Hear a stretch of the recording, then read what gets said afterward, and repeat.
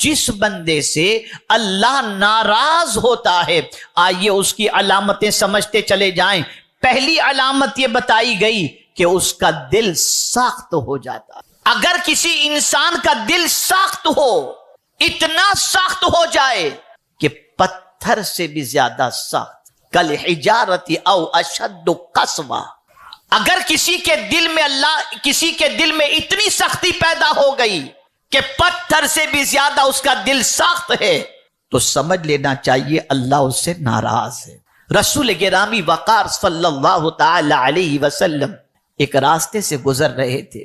میرے آقا صلی اللہ علیہ وسلم نے دیکھا ایک کتیا نے کچھ بچے جنم دیے تھے اور وہ اپنے بچوں کے ارد گرد گھوم رہی تھی۔ صحابہ کا ایک قافلہ وہاں سے گزرنے والا تھا۔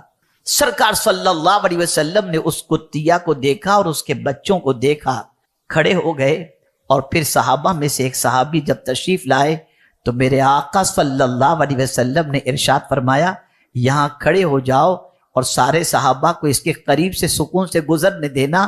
یاد رکھنا کوئی بھی اس کتیا کو یا اس کے بچے کو تکلیف نہ پہنچائے، اس کا خیال رکھنا۔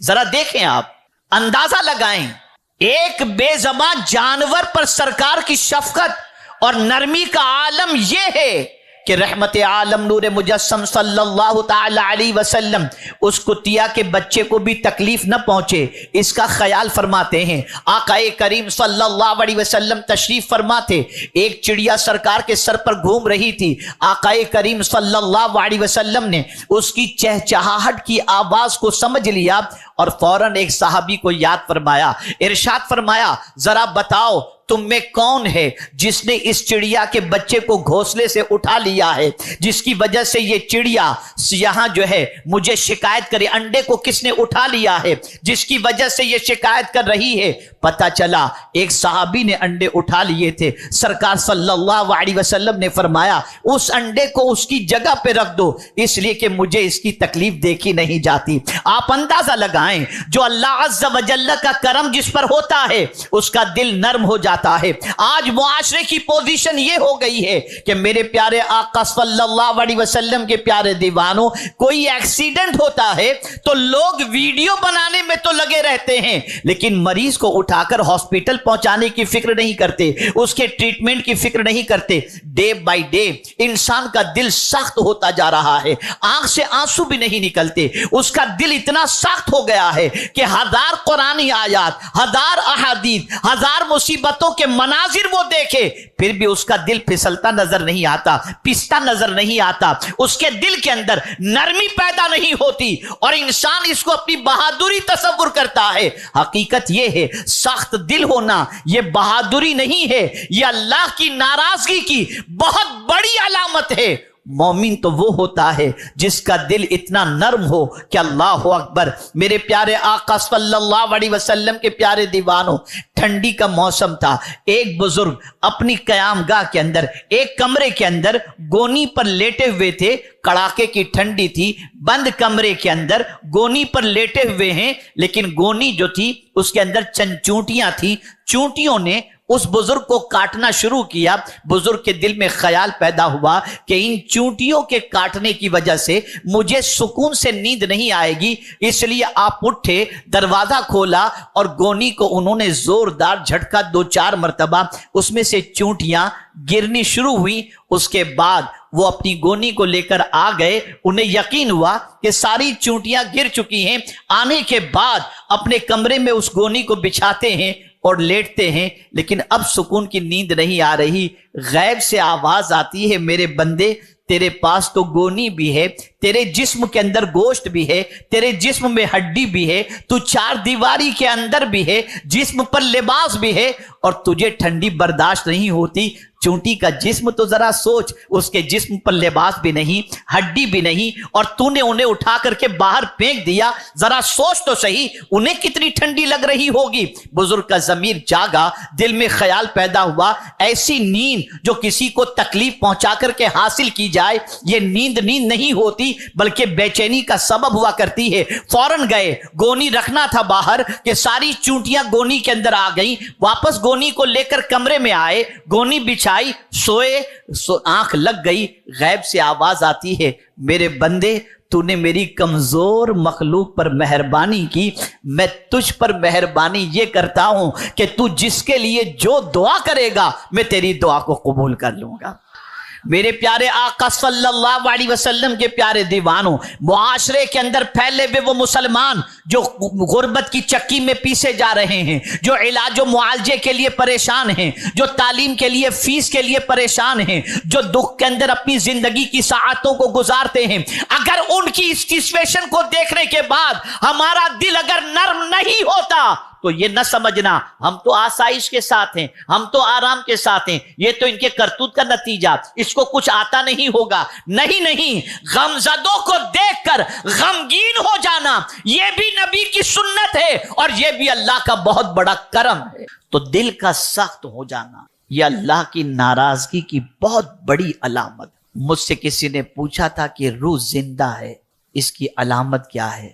تو میں نے یہی کہا تھا, کسی کا غم اگر تمہاری آنکھوں کو نم کر دے تو سمجھ لینا کہ تمہاری روح زندہ ہے. میرے پیارے آقا صلی اللہ تعالی علیہ وسلم کے پیارے دیوانوں, اللہ کی ناراضگی کی علامت, پہلی علامت دل کا سخت ہو جانا. اور اگر کوئی شخص کسی مجبور, بے کس, پریشان حال کی دستگیری کرتا ہے, مدد کرتا ہے, تو اسے اللہ کا شکر ادا کرنا چاہیے کہ اللہ عز و جل نے اس سے بھلائی کا ارادہ بئی طور فرمایا کہ رسول اعظم صلی اللہ علیہ وسلم ارشاد فرماتے ہیں, جو لوگوں کی مدد میں لگا رہتا ہے اللہ اس کی مدد میں لگا رہتا ہے.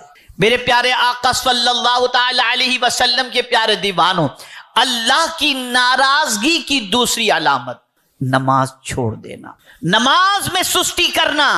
اگر یہ عادت ہماری زندگی کے اندر ہے تو یہ سمجھ لینا چاہیے کہ سب کچھ ہوتے ہوئے اگر سجدے کی توفیق نہیں مل رہی تو یہ اللہ کی ناراضگی کی بہت بڑی علامت ہے. اللہ دولت اس کو بھی دیتا ہے جسے پسند کرتا ہے اور اسے بھی دیتا ہے جسے پسند نہیں کرتا, لیکن سجدے کی توفیق اسی کو دیتا ہے جسے وہ پسند فرماتا ہے. قرآن مقدس نے اس کو واضح طور پر بیان کیا, فَخَلَفَ مِن بَعْدِهِمْ خَلْفٌ أَضَاعُوا الصَّلَاةَ وَاتَّبَعُوا الشَّهَوَاتِ فَسَوْفَ يَلْقَوْنَ غَيًّا. میرے پیارے آقا صلی اللہ علیہ وسلم کے پیارے دیوانوں, نماز میں اگر سستی پیدا ہوتی ہو, نمازیں اگر قضا ہو رہی ہو, تو یہ سمجھ لینا چاہیے کہ اللہ عز و جل ہم سے ناراض ہے. آپ ذرا دیکھیں, آپ اپنے گھر کس کو مہمان بنائیں گے؟ جس کو پسند کرتے ہوں گے اسے مہمان بنائیں گے یا جس کو پسند نہ کرتے ہوں گے اس کو مہمان بنائیں گے؟ جس کو پسند کرتے ہوں گے اسی کو اپنے گھر کا مہمان بنائیں گے. تو اللہ بھی جس کو پسند کرتا ہے اپنے گھر میں آنے کی توفیق عطا فرماتا ہے.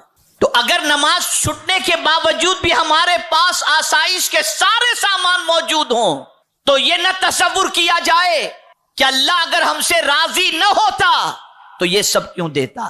اللہ جس سے راضی ہوتا ہے اسے سجدے کی توفیق عطا فرماتا ہے, نماز کی توفیق عطا فرماتا ہے. میرے پیارے آقا صلی اللہ تعالی علیہ وسلم کے پیارے دیوانوں, رسول گرامی وقار صلی اللہ علیہ وسلم جن کو اللہ عز و جل نے تاج محبوبیت عطا فرمایا, ان سے بھی پروردگار نے فرمایا, دو چیزوں کا ذکر فرمایا, اتل ما اوحی الیک من الکتاب واقیم الصلاۃ, جو کچھ میں نے تم پر وحی کی یعنی قرآن اس کی تلاوت کرو اور نماز قائم کرو. اور قرآن مقدس کے اندر ان لوگوں کے کریکشن کا اجر اللہ ضائع نہیں فرماتا جن کے پاس دو چیزیں موجود ہوں. والذین یمسکون بالکتاب واقاموا الصلاۃ انا لا نضیع اجر المصلحین, جو قرآن کو تھامے رکھتے ہیں اور جو نماز قائم کرتے ہیں اللہ تعالیٰ ان کے اجر کو ضائع نہیں فرماتا. نماز کیا ہے؟ فضائل نماز پر بہت ساری آیتیں اور احادیث آپ نے سنی ہوں گی, لیکن میرے پیارے آقا صلی اللہ تعالی علیہ وسلم کے پیارے دیوانوں, نماز بے قراری کا علاج ہے, نماز خدا سے ہم کلامی کا ذریعہ ہے, نماز عاجزی کا ایک اظہار کا ذریعہ ہے, اور آپ جانتے ہیں ایک بندے کا قیام کرنا، کھڑا ہونا ہاتھ باندھ کر، یہ بتا رہا ہے کہ اس کا کوئی مالک ہے جس کے سامنے یہ کھڑا ہوا ہے۔ ایک بندے کا رکوع میں جانا یہ اس بات کی غمازی کرتا ہے کوئی ہے جس کے سامنے یہ جھکا ہوا ہے۔ اور پھر جب بندہ پورے وجود کو لے کر سجدے میں چلا جاتا ہے، ہاتھ بھی جھکا دیا، پیشانی بھی جھکا دی، پیر بھی جھکا دیے، پورے وجود کو جھکا دیتا ہے، تو پھر پروردگار جل جلالہ اس بندے سے قریب ہو جاتا ہے۔ اسی لیے حضور صلی اللہ علیہ وسلم نے ارشاد فرمایا سجدے میں دعا کیا کرو، اس لیے کہ سجدہ اللہ سے قریب ہونے کا سب سے بہترین ذریعہ ہے۔ میرے پیارے آقا صلی اللہ تعالی علیہ وسلم کے پیارے دیوانوں، رسول اعظم صلی اللہ علیہ وسلم سے اللہ نے فرمایا یا ایھا المزمل قم اللیل۔ اللہ کے رسول صلی اللہ علیہ وسلم کو بھی رات میں قیام کا، نماز کا اللہ عز و جل نے حکم عطا فرمایا۔ مجھے حیرت ہوتی ہے ان مسلمانوں پر جو نماز کو ضائع کرتے ہیں، جو نماز کو بڑی آسانی کے ساتھ چھوڑ دیتے ہیں۔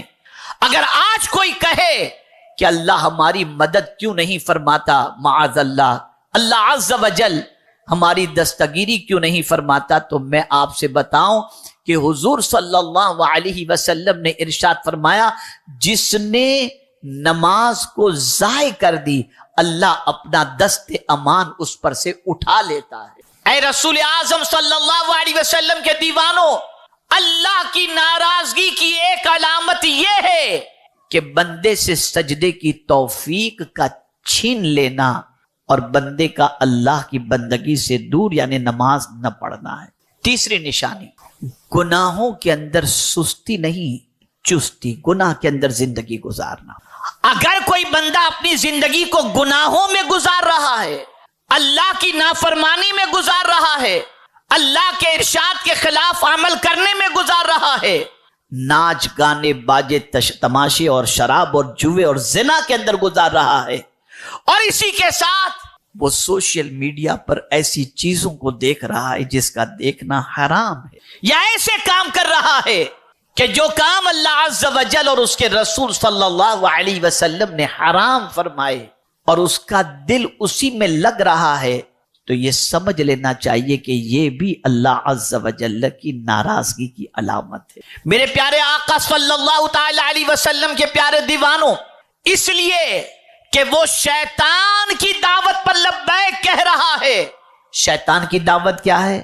الشیطان یعدکم الفقر ویأمرکم بالفحشاء۔ شیطان برائیوں کا حکم دیتا ہے، تو انسان برائی جب کرتا ہے تو یہ اس کا برا کرنا یا برائی کرنا یہ اللہ کی ناراضگی کی نشانی ہے۔ لیکن اگر اس سے گناہ ہو جائے، اللہ عز و جل کی نافرمانی ہو جائے اور اس کی آنکھوں سے آنسو نکلیں، وہ توبہ کرنے لگ جائے، وہ اللہ سے معافی مانگنے لگ جائے، مغفرت کی بھیک مانگنے لگ جائے، تو یہ اس کا توبہ کرنا اور مغفرت طلب کرنا یہ اللہ عز و جل کی ناراضگی کو دور کرنے کی علامت ہے۔ اس لیے کہ اللہ عز و جل نے کیا فرمایا؟ واللہ یعدکم مغفرہ، اللہ تمہیں مغفرت کی دعوت دیتا ہے، مغفرت کا وعدہ فرماتا ہے۔ آج بہت سارے مسلمان ہیں جن کی زندگی گناہوں میں تو گزرتی ہے لیکن اپنے رب سے معافی مانگنے کے لیے وہ تیار نہیں، توبہ کرنے کے لیے تیار نہیں۔ میرے پیارے آقا صلی اللہ تعالی علیہ وسلم کے پیارے دیوانوں، یہ جملہ زندگی بھر یاد رکھیے گا۔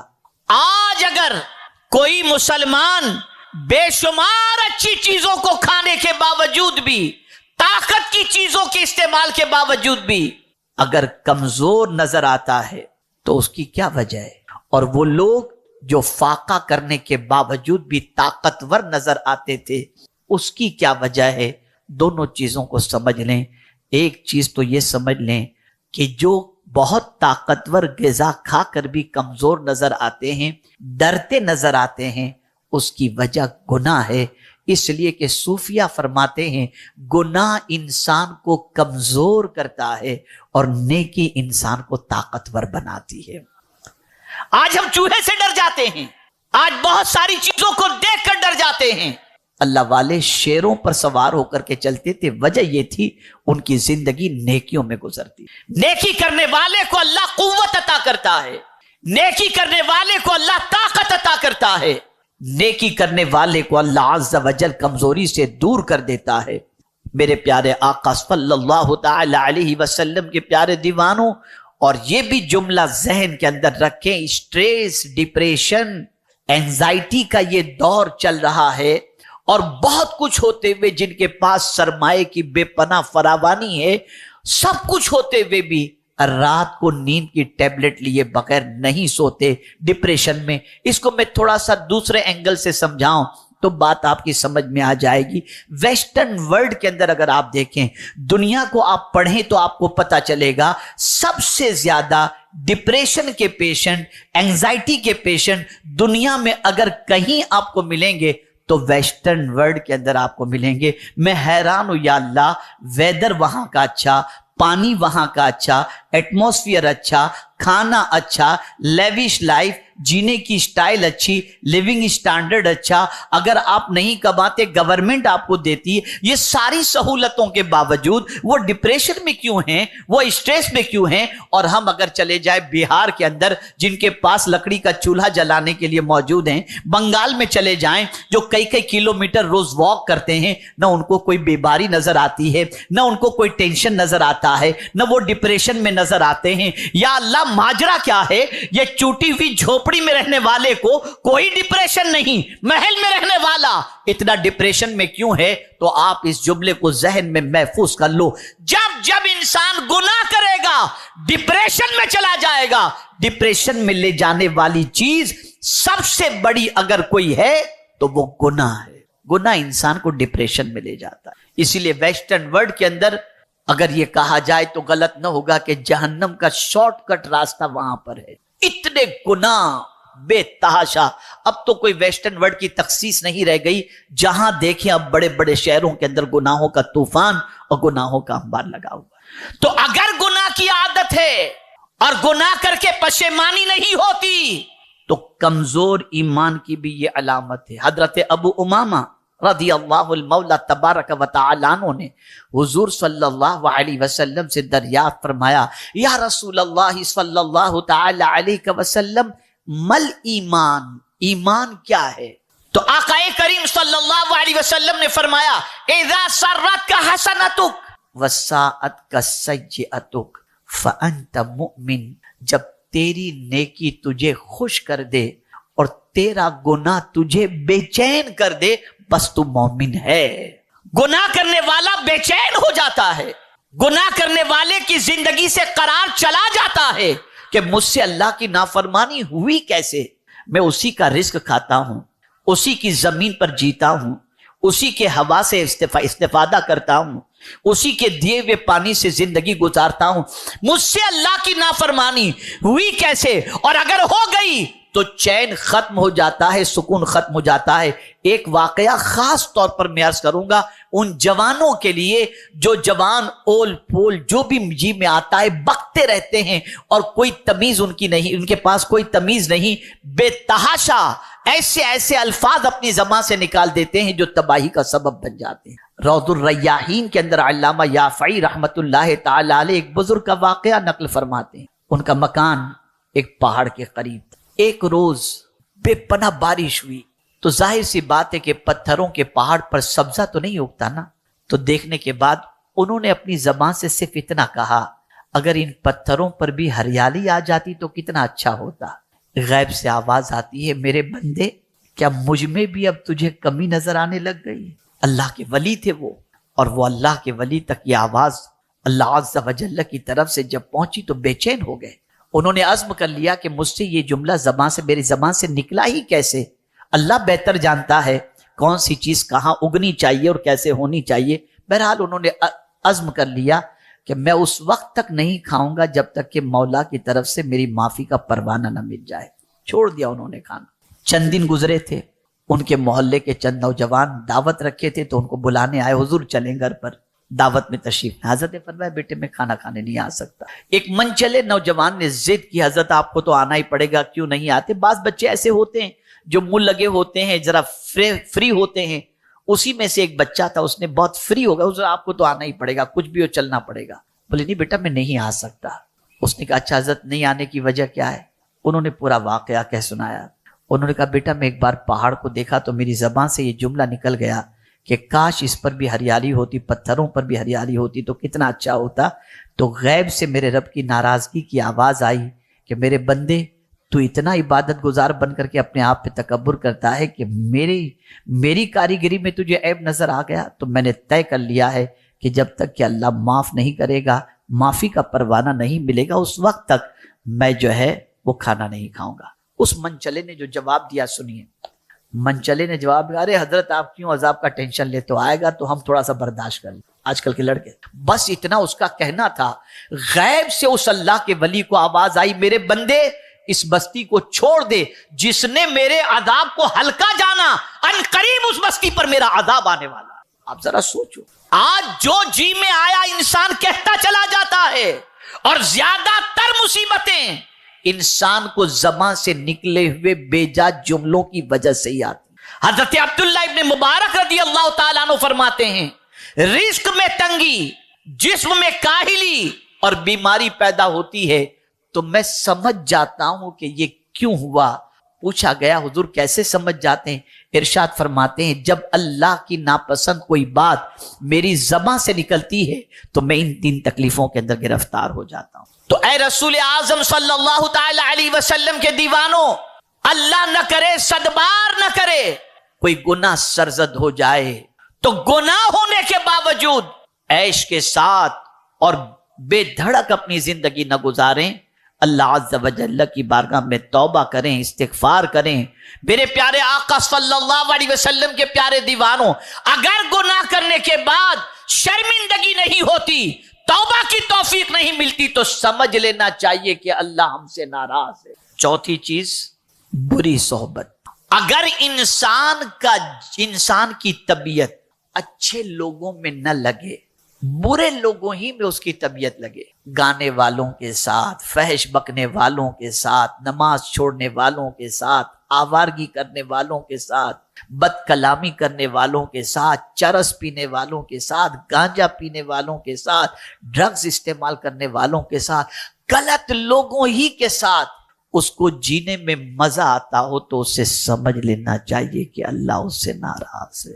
اللہ جب کسی بندے سے راضی ہوتا ہے تو اسے اچھوں کی صحبت نصیب ہو جاتی ہے، اس لیے کہ اچھوں کی صحبت سے اللہ تعالیٰ اس کی زندگی کو سنوار دیا کرتا ہے اور سیدھے راستے کا اسے مسافر بنا دیا کرتا ہے۔ تو بری صحبت بھی اگر کسی کو نصیب ہوتی ہے تو یہ سمجھ لینا چاہیے کہ یہ بھی اللہ عز و جل کی ناراضگی کی علامت ہے۔